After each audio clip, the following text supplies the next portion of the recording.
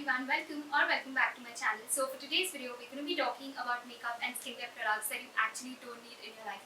Now this idea comes from the time when I was cleaning my cupboard 2 to 3 days back and I came across so many products that I own but I don't use them anymore, so I thought why not share it with you guys and understand one thing, that this is just my opinion that I'm giving it to you guys. You can either agree with it or not agree with it, which is completely alright. And just in case you agree with it, I can help you save 200s or 2000s and make that same monetary investment in a much better product, which will be more return on investment sort of a situation.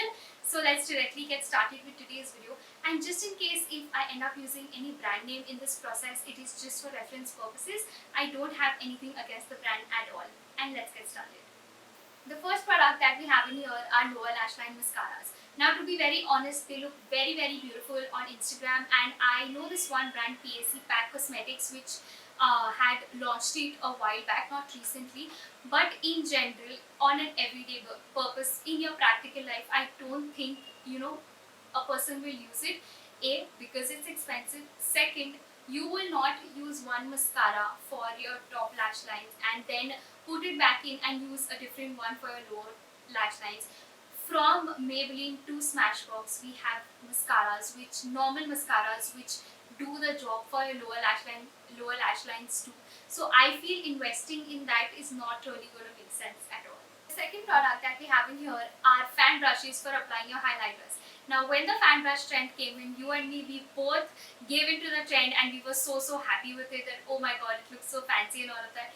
But in real life, I do own a fan brush and I have not really used it more than 2 to 3 times. And investing 5 or 600 rupees just for that one single brush, I don't feel it's worth it, because it's not really worth the investment, because you can use your ring finger and apply it. You can still use a crease brush and still apply a highlighter. Use some other brush and apply a highlighter and it will do the job. So yeah, it doesn't make sense. And now that we're talking about highlighters, which brings me to the third product, which is a body illuminator. Now I do follow Huda Beauty on Instagram and I love those videos that she makes where she's applying the body illuminator and all of that. But in real life, I don't feel that product is worth the investment. A, because it's expensive. Second, even if it says that it's transfer proof, I don't really feel you should invest into it, because your body does have natural heat, and with women we have cleavage sweat, we have under boob sweat, underarm sweat, and so many different sweats, and even in your scalp you sweat so much. No body is sweat proof at all. And even if you pass all of these odds and be like, okay, it's still working out, you will still end up hugging somebody, and god forbid if that person is wearing a white shirt or a t-shirt, it is going to get ruined. So just an alternative to it you can do is just apply a normal highlighter on your collarbones and shoulders. They will still do the job. And off camera or just in your skincare routine, you can just end up scrubbing more and applying more body polishing oils, which will give a much natural, better glow to it. So investing in a body illuminator is not really worth it. The fourth product that we have in here are wet wipes. Now I'll be very honest, wet wipes, again, for cleaning your makeup on those Instagram videos and in general looks very fancy, but it is not really worth it. A, because you end up investing a lot of money into it, and second reason being that it is harmful for the environment. You may be like, oh, I'm just investing 50 or I'm just investing 100 rupees, but in general, if you actually add up all of that money, you are actually investing way too much money. And instead of that, what you can do is you can invest in a microfiber towel, which costs anywhere between 200 to 250 rupees, and you can use it a million times. Okay, and if you buy it on sale, you can just get it for flat 100 rupees, which is a much better investment. And also, you're just doing your bit as a consumer to save the environment. And as a consumer, you should also be mindful on what things you buy, because if you keep on buying, that's when the producers will produce it. If as a consumer you become mindful and stop buying all of these wet wipes, the producers won't have any sales and eventually they will stop making it. So yeah, that is the deal on it. The fifth product that we have in here are shaving gels. Now I was using this one by Gillette Venus when it had just come in and I was very much excited to use it. But to be very honest, there are a couple of things which I saw that the shaving gel did to me.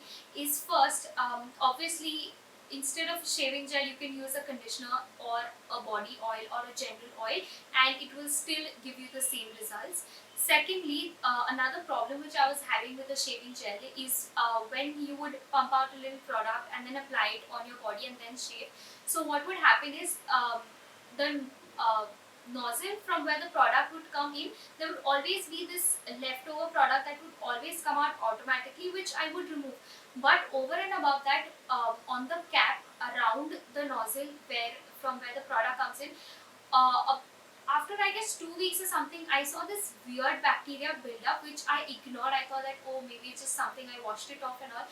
But after that, when I was reusing the product and all of that on my legs, that time I saw that I started getting those weird razor bumps, which I never get.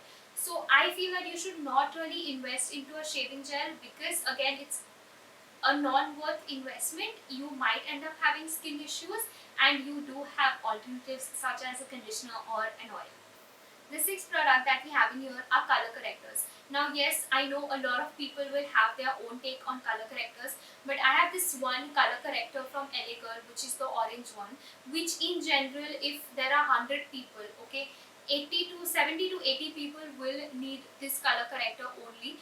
But in general, like, makeup back then and makeup now has a lot of difference, okay. I don't feel you need a color corrector. Why? Because you in general, from 500 to 5000, you have such good full coverage foundations that you actually don't need a color corrector. And also, it's not just foundations, you have concealers too and powders too. So you can just rather invest in a good foundation that will do the job really good, not oxidize you and all of that, and just be good to go. Because even with color correctors, you have to be very particular with the quantity and the blending and all of that, and then you have to ensure that you neutralize it correctly, or it shows on the camera and all of that. So instead of doing this long process, you can just invest in a good foundation and ensure that it doesn't oxidize, and you can blend it properly, and you will be pretty much good to go. The eighth product that we have in here are stamped eyeliners. Now, to be very honest, I don't feel they're worth the investment. Reason being that they have only one particular shape and size of the wing, which is not suitable for every eye shape which is available in the market.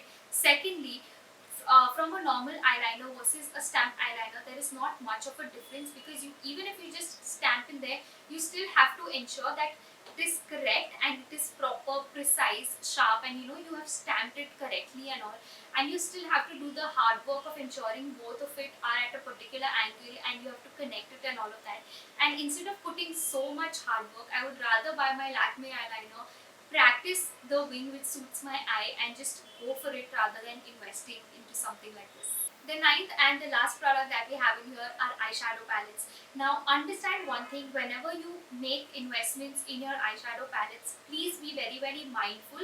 And when you look at an eyeshadow palette, please don't get carried away by seeing that, oh my god, it looks so beautiful, or else the fact that it has so many poppy colors or something like that. Please be very careful and just imagine on how many eye looks can you actually create from this one palette. Okay, and don't go for eyeshadow palettes which just have one color family to it, maybe just blues, or maybe just greens, or maybe just neutrals, because then you will be able to create maybe 2 or 3 looks and not more than that. So instead of that, I will tell you, instead of investing 200 or 300 rupees in some palettes, or 500 rupees, invest 4 to 5,000 in good eyeshadow palettes which have blues, greens, yellows, oranges, browns and blacks into it, all of these 6, and from that one palette you can create over 100 looks. Now, even if I have 6 eyeshadow palettes, I still go to that one same Morphe 35B palette. Unfortunately, now it's not available, but that one palette I have created so many looks out of it. A lot of them have not obviously made it to YouTube and all, but even for my practice, that is the only palette which I use, and the other 5 are just lying in there in my cupboard. Now I have ensured that I try to incorporate all those colors too. So yes, when you use eyeshadow palettes, please make a mindful investment into it. That's what I want to say. And yes, with that we finish this video, and if you made it till the end, thank you so much for making it till the end. It really means a lot to me. And if you have any of your inputs, please leave them in the comment section down below. I'd be really happy to read, and I will see you in my next video. Bye.